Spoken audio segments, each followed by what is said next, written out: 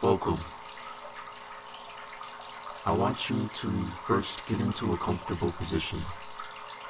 What is most comfortable for me personally is lying flat on my back with my palms facing up. Now this may differ for different people, but I'm just sharing what has worked for me in the past. This will be a meditation on the Apep workings as channeled by Michael Kelly. Apep or Apophis is the Egyptian serpent who swallowed the sun. I'm not really going to waste any time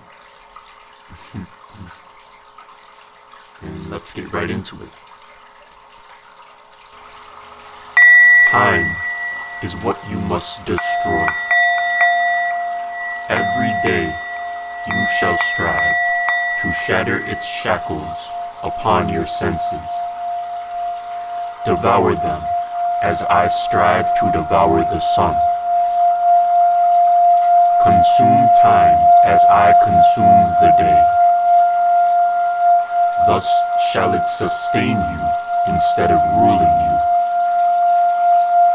You must see the roots of things, even as you see the full flowering of things. Yes, time is the barrier you must overleap. You must leap and dance on the unbound outside, free of its malign embrace. Spray your poison upon the roots of events, so that they are your servants and not your masters. Then all things shall be for your play, for you will be among those of the outside, the Mesubetesh, who are the children of Set. You persist in your illusions, although you know them to be false. Have I not shown you this? Do I not send to you the knowledge and understanding that you need when it is needed?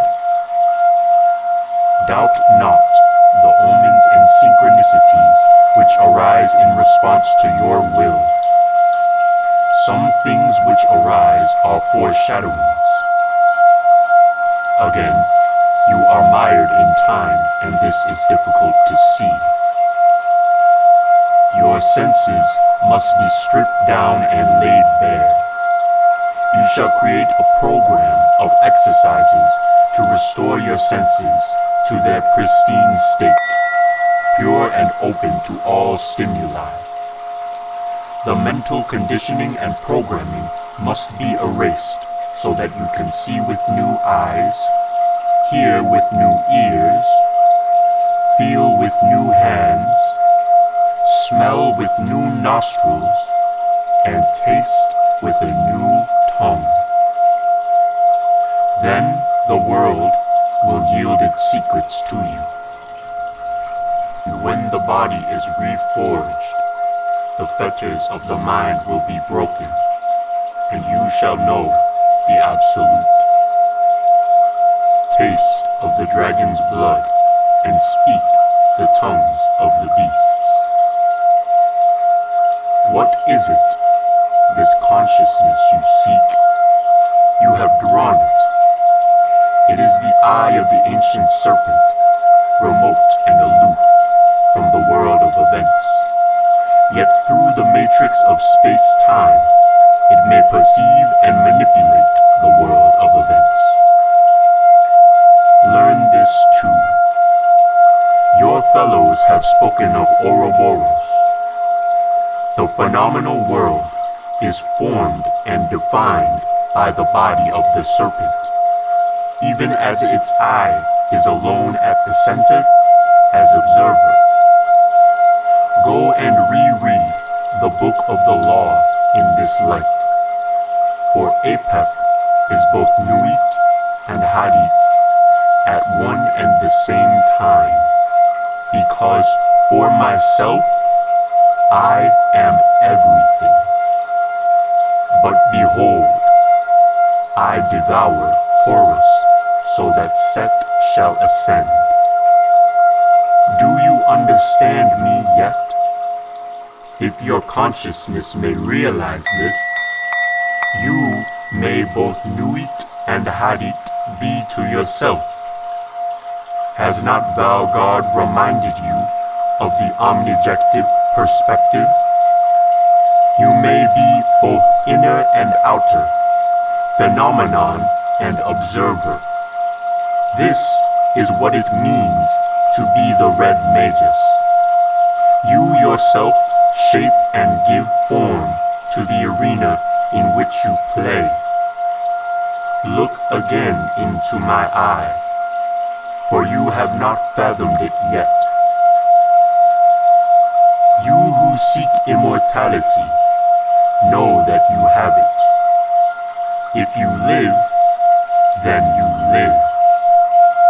Your life is all that defines you. Do not think that life is different here or hereafter. Life is life, fueled by desire and shaped by action. For this reason, you project yourself into the phenomenal realm. How to teach immortality? The same way that I told James Lewis, by not dying. But you do not truly know the life that you have. The children of Set are not bound in the flesh. They exist outside of space-time. You find it hard to grasp this true mind of yours, for it remains outside and reaches through to the influence of the flesh in which it rides. Do not mistakenly call this your higher self. It is your only self. It is all that has coherence. Nor deny it the flesh. You choose this path for joy, not for sorrow. But learn to keep your senses open, your mind open. Not all are such, only the children of Set. But as the black flame burns, the breaks become ever more frequent, and eyes may view the dancing shadows with dawning curiosity. Consider the spark of your life. What a blasphemy it is. The sense of wonder reflected in a child's eyes is a thing of more moment than any cosmic spectacle. For without that wonder, cosmic affairs are meaningless. But how that wonder is suffocated and crushed out all too often. Teach your children to be strong of spirit and wondrous. Wonder is slain by conformity, by the self being swallowed by the crowd, and, unable to express itself in the world, the self withdraws into its own inner domain and lives no more in the splendor of the outside universe. A magician is one who dreams outside of their skull. Live then in the world and do not die to the world. Wonder and infinite expansion, these are the tools for your survival. You wish to know of remanifestation? I shall tell you of it. Time is to be devoured. Live in an eternal now. Every moment in time is a discrete particle, and in order to experience each matrix of possibility, you must destroy all prior manifestation, all prior relationships, and create yourself anew in the new moment. Ordinarily, this is an unconscious and automatic process, which provides the illusion of passing through time. But manifestation in the matrix of happenings is particulate, not continuous. The only thing which possesses continuity is your consciousness of previous states. Therefore, seize control of your remanifestations. Choose what to destroy and what to empower. Which events and relationships to empower and which to lay low. This is contained within the very key whereby you called me. Now do you understand the Red Magus? He destroys the universe that is and recreates it, as you do, every discrete moment, so master it. The Red Magus can chart his remanifestations. He is a lord of time. Such irony. The human falls away. The accretions crumble and are dust. The process is painful and yet inevitable if you would see and understand and partake of what really is. What really is? You really are. Here is the third of the 7 skins of Apep, which must be shed so that the 7 heads of the dragon may arise unfettered. Now do you see where this work is heading? You asked for a teaching, and you shall have it. It may not be to the liking of many. So, having determined to take the initial step, and having trained and sharpened the senses, now the faculties of the mind must be honed razor sharp and severed from their attendant baggage. Question every thought, every opinion, every impulse, every habit. Question its value. Question its origin. Question it all. That which is strong enough to stand up to such scrutiny may pass to the next heir. How long have you lived? How much of you that is now has been before? How much of you that is now has arisen in response to the matrix of happenings in which you find yourself?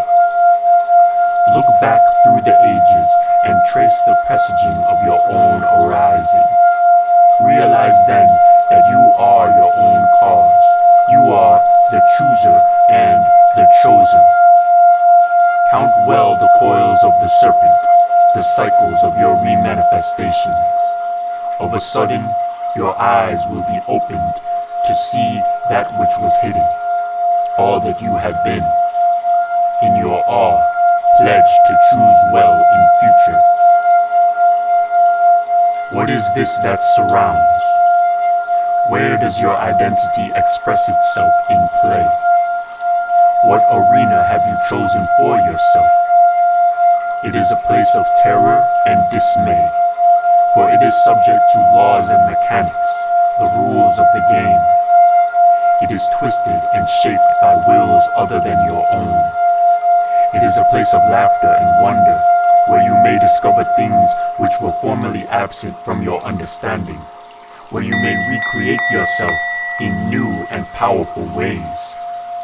It is a place of ultimate victory, for at no time is it you and you soar above it, and yet you may find your face within it, gazing back at you. Walk and act, perceive and reflect. These are the actions of a god. Consider the image of Ouroboros. Consider the serpent that bites its own tail. Your mind runs also in cycles, chasing the pathways it has previously pursued, reinforcing the patterns with which it is familiar. No thought is judged upon its own merits. No sight is appreciated for itself. All are referenced back to what is already known. Oh, to gaze upon the world through fresh eyes. The universe is an infinite ocean of chance and happening, of splendor and possibility. Unshackle your mind from its preconceived patterns so that every new thought may stand or fall on its own merits. Shatter the cycles of the ages. Once again, I call to you, swallow the sun. Have the patterns of your mind been overwritten? Have the furrows been turned over by a layer of the fresh soil of consciousness? Is all virgin and fresh? Then whore yourself. Spread your legs to all experience. Erect your member to all happenings. Build new structures within your consciousness. Raise high new towers of the mind dedicated to the symbols whereby you shape your life. Arrange your mind and senses to perceive those things which are meaningful to you. Thus, you will not miss the synchronistic patterns which may steer your course. And so your mind shall be your own, not anybody else's. And those of you who understand the mystery of remanifestation shall also secretly build siege engines within your mind against that day when this new creation too will become tired and need tearing down. But today is a day for building. All things lead to stifling imprisonment and chains. All things soever. No matter how well meant, no matter how unrestrained, the trap of comfortable attachment awaits. Old ghosts haunt you, and comrades crowd you, and the bonds of affection seize you tight. How to escape from so terrible a prison? But escape you must, and you can see the way already. But that secret is the key to the next air, and the means of shedding the fourth of the seven skins. Know that all manifest things decay. Even your attachments and joys become stifling traps, as has been said. This is as it must be, so that the old may pass away, making room for the new. How shall the dragon shake off the tattered rags of stale days and stagnant meanings? It shall fan a great fire in the innermost core of their being, until it flames forth from their jaws, consuming and transforming all. The name of this fire is desire. The new heat of the fresh passion bursts all bonds asunder and gives new vigor to tired limbs. The hot flame of desire is all that will save you from the mires of stagnant regrets. Learn to live with a fire in your eye and a sword in your hand, and the very stars shall dance for you. Are you weary yet of this work? Do you wish for it to finish?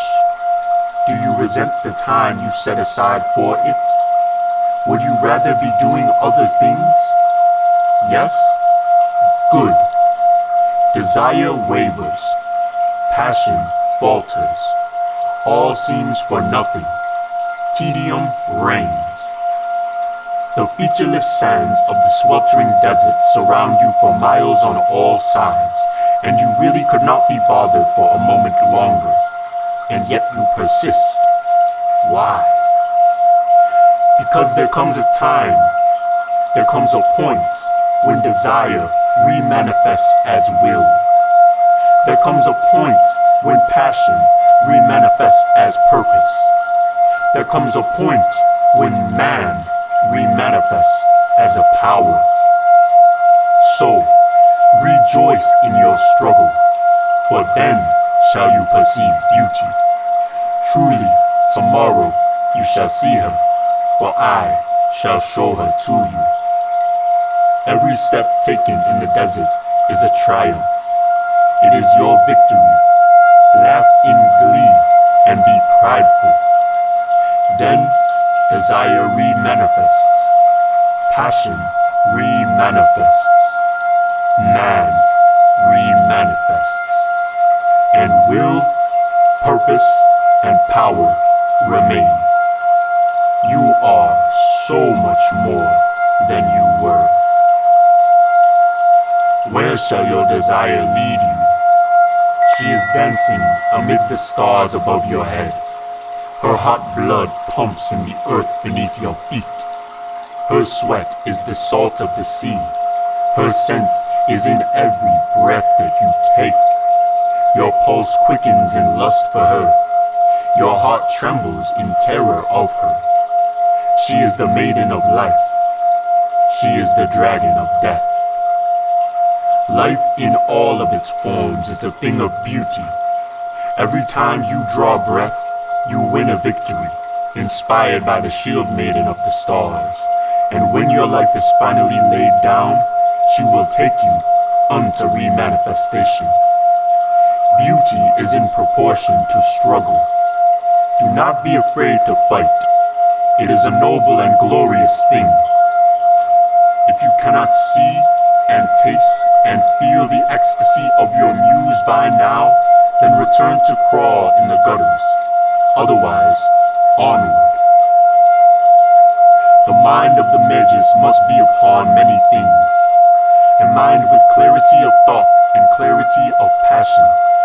A paradoxical mind, which has both precision of focus and breadth of view.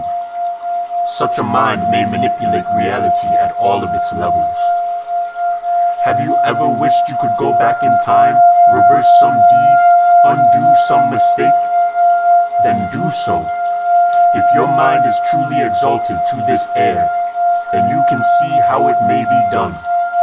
There are always second chances, for chance is the game you play.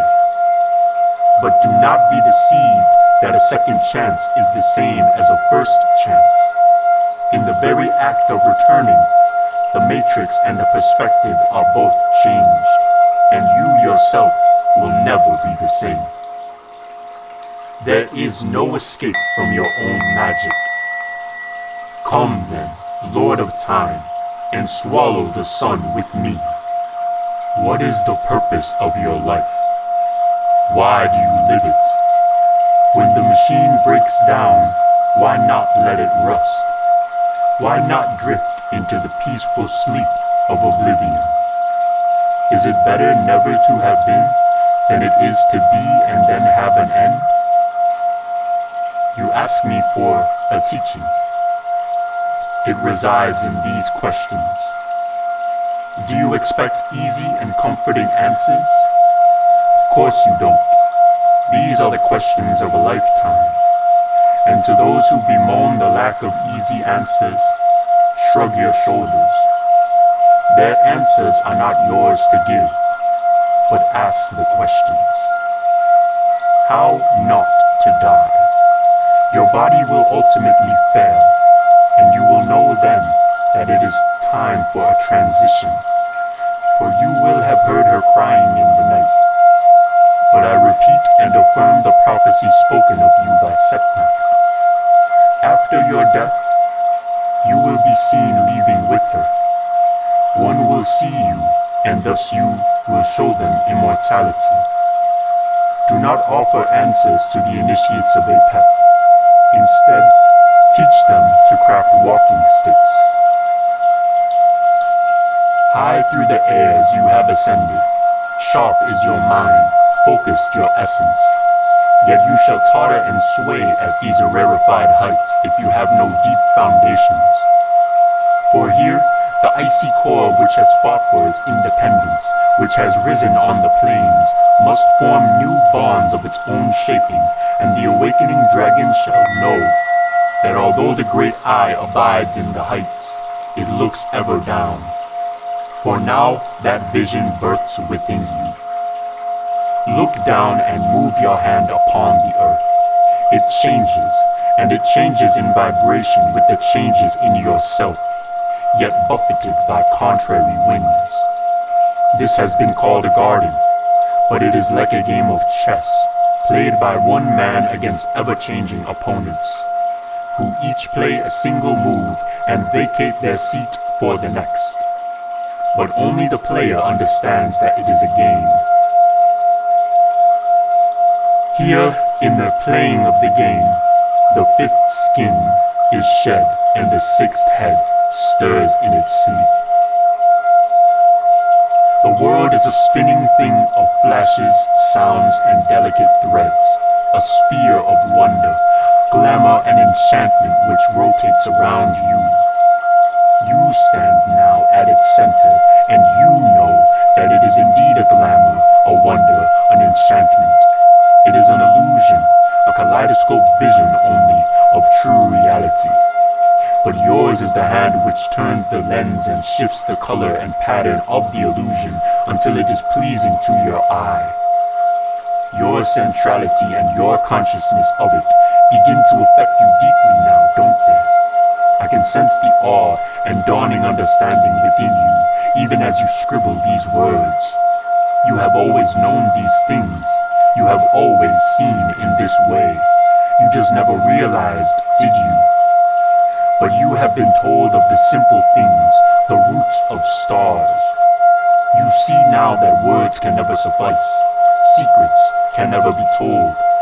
But the words mean something more precious than jewels in the wake of experience. Your eye is as my eye now. Be glad. Is everything in perfection? Have you developed and strengthened all of the faculties of your being? Have you drawn together and integrated the various threads of your essence? Have you attained mastery over your own soul and over the world around you? Does reality shift and adjust in response to your mere presence? Have you indeed become a black magus? Yet, you are conscious that a wall rises before you, that there is a barrier yet ahead of this state of being. Beyond the wall, guarded by demons of self-preservation, yawns the pit. To proceed and raise the sixth head of the dragon to full wakefulness, it is necessary to first lay down the sixth skin, your own uncertainty. What you risk is the loss of your own cohesion, as all of your support lines are severed and the void gapes. How well have you made yourself? If deliberately set loose and unraveled to the four winds, will you remanifest? The sixth skin of the serpent is shed. So now you know that beyond desire, there is to be found desire. When all of the bonds are loosed, when all of the attachments are severed, when the sense of self is all that remains, cast adrift in the void, you were carried through by desire. Not desire for the things you had known and lost. The remembrance of the most urgent and important things in your life elicited not a flicker of interest in the void of Zax. You cared nothing for them. This desire was not for a person nor thing, but for the testing of possibilities, the extension of yourself into new arenas. And now you awaken afresh to desire between the spread thighs of Bab. Mount her chariot and ride with her, heedless of all, laughing in lust and fury. When the rules of the game displease you, sweep aside the pieces and play a different game. The message of Set to man is, who gives a fuck? The sixth head of the dragon is that of the player, the strategist, who sits astride his horse on a high place, surveying the field of battle below, dispatching runners to carry his instructions to the combatants. In the uppermost airs, you are out of sight and mind of men, looking down through cold, dispassionate eyes, far removed from their troubles, always seeing the larger picture and making your plans. Cold and dispassionate, do I say? What then became of that burning desire which brought you here? It remains as fierce as ever, but its goals and struggles are far beyond the understanding of those who have not tasted this. A cruel, heartless monster you may appear to them, when indeed you appear to them at all, a schemer whose blood is cold, a wonderful dragon you now make. Cold you may be, but your blood melts steel, and your desire leaps from your mouth in tongues of flame.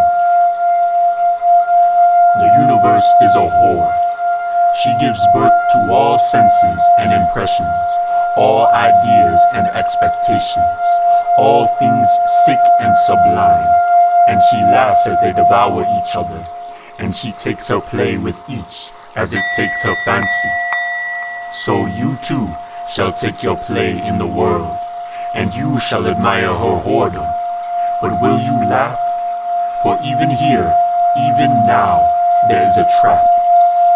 The cosmos in which you will take your pleasure is a falsely painted strumpet, a she-spider who will catch the unwary in her webs and paralyze them with her venom as she slowly sucks the life from them. She is but a reflection of one who lies seductively behind a further veil. If you have seen behind that veil, you may take your pleasure indeed. The flesh of that hidden one is your flesh, and her blood runs in your veins. Where is the ancient dragon? Where is its lair? Where does she who ripped asunder the primal chaos coil in her repose? In what skies does she rise on flaming wings? She is the fabric of reality itself, the very molecular bonds that hold the cosmos in an illusion of cohesion. She is the substance of your flesh. She pulses in your blood. The whirling of your mind is the beating of her wings. Your thoughts are the fire of her breath. Your desires are the throbbing of her heart. The glue of her drool binds all. Her searing venom dissolves all. And how hard it would go for you were not her kin. The seventh skin loosens, but you hesitate to shed it.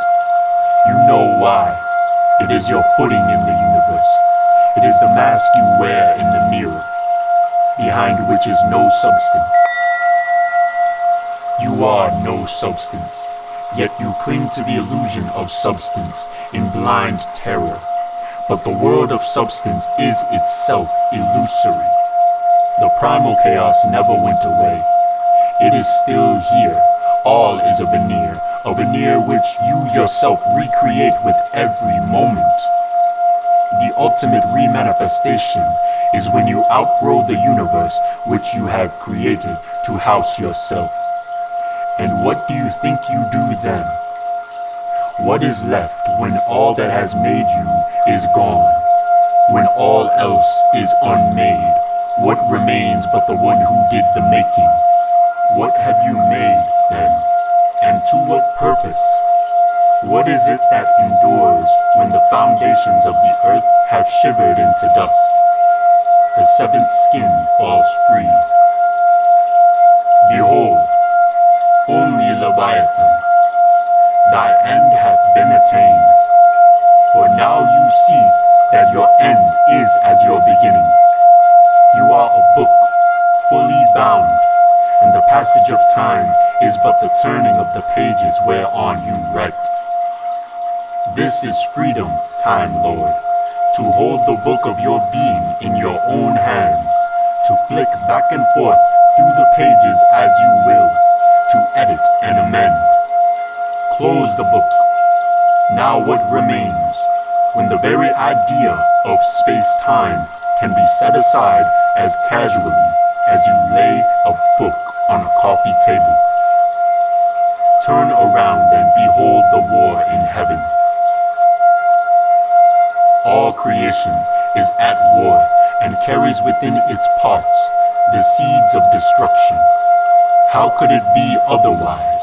For the parts are not the whole, but to wholeness they aspire.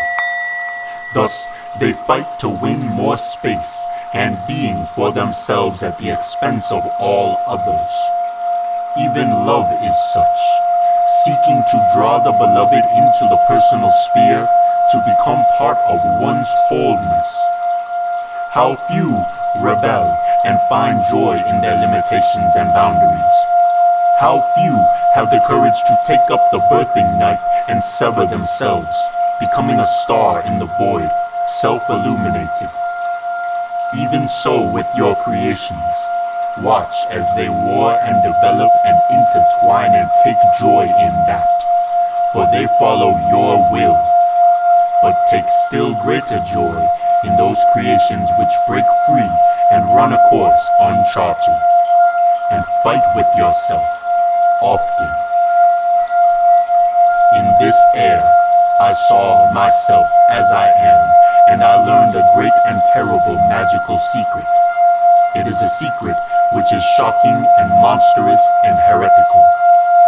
It is easily communicated in words, but not easily graspable unless experienced. Therefore, I am not going to share it, as I don't want to spoil the shock and the surprise for you when you discover it for yourselves. But I will freely discuss it with those who demonstrate their own knowledge of it to me, either in word or act. Finally, Apep spoke a single sentence to me. Interpret it carefully. There is never a moment